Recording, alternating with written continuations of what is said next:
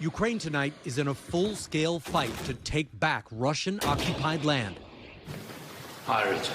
Good to see you again. How are you? A pivotal moment for our interview with Ukrainian President Volodymyr Zelenskyy at the presidential compound in Kyiv. This must be a very critical time for you. Critical and very busy.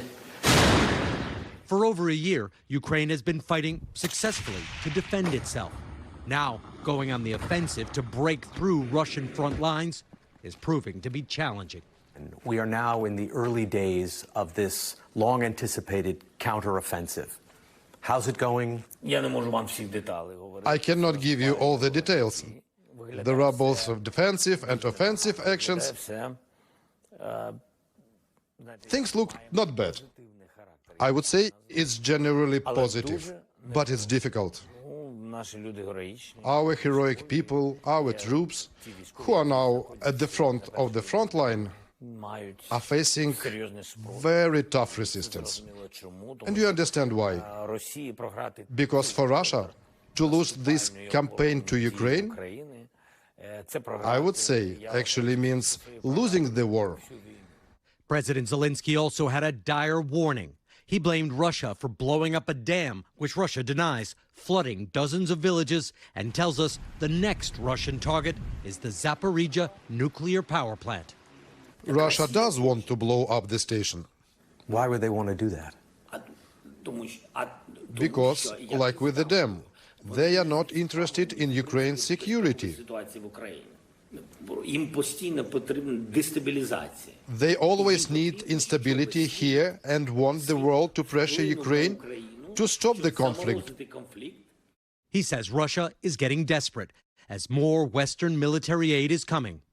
Today, the U.S. and other allies agreed to train Ukrainian pilots to operate F-16s, but it's still unclear when they'll arrive and how many. You've been talking about planes since day one. I remember seeing you the very early days of the war in this building, in the basement.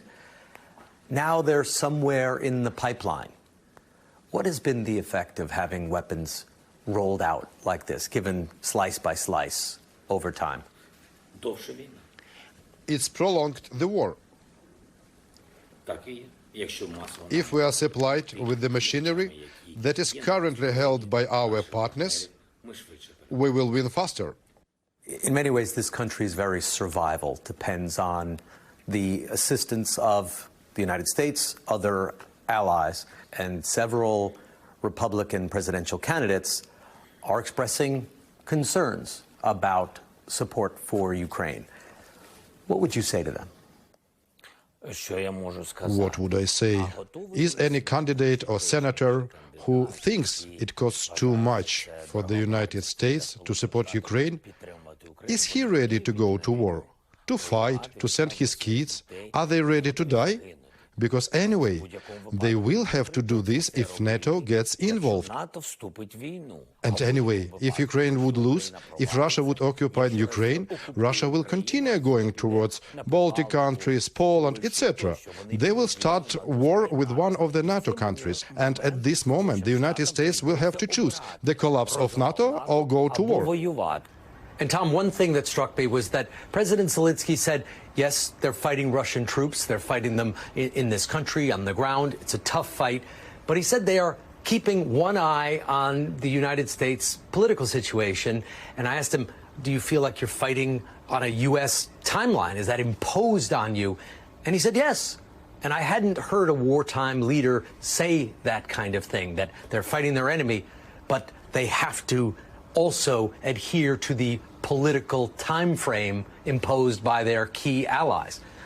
It may be true in many conflicts around the world, but it's rare that you hear somebody say it so openly. And I think it shows also how dependent this country really is on the flow of weapons, the flow of money, the support of political support from the United States.